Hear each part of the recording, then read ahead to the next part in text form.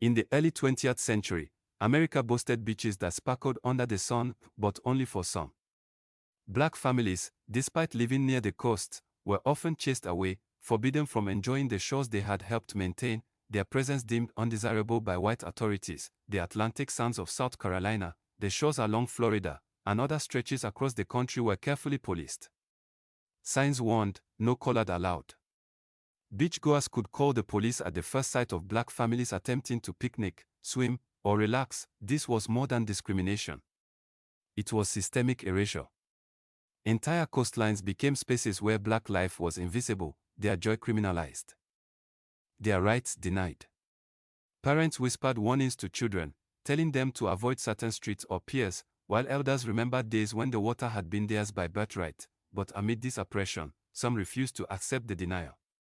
John Burley, along with other community leaders, saw a simple truth: if black people were chased from every shore, they would have to build their own. With courage, vision, and tireless effort, Burley helped organize land, funds, and labor to create beaches for black communities, places where families could gather, swim, and enjoy the sun without fear of harassment. These were safe havens, often carved out through sheer determination, collective work, and community solidarity. Children played in the surf.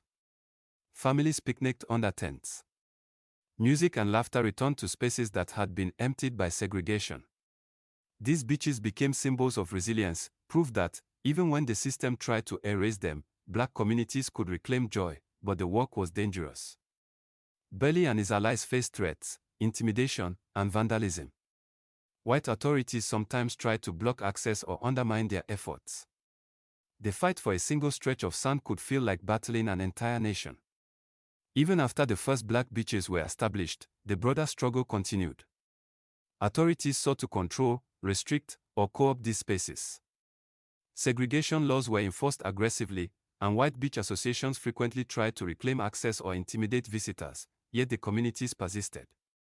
With leadership from figures like John Burley, grassroots organizations held events, monitored access, and defended the beaches from legal and physical threats. What had begun as a fight for a strip of sand became a fight for dignity, autonomy, and cultural survival. These black beaches were more than recreational spaces. They became hubs of culture, education, and community. Families celebrated graduations, weddings, and holidays. Schools took field trips to the surf. Gospel choirs sang on the sands. They were living proof that joy, laughter, and freedom could thrive even in the shadow of systemic oppression. Over time, these spaces inspired a broader vision that black Americans could claim land, leisure,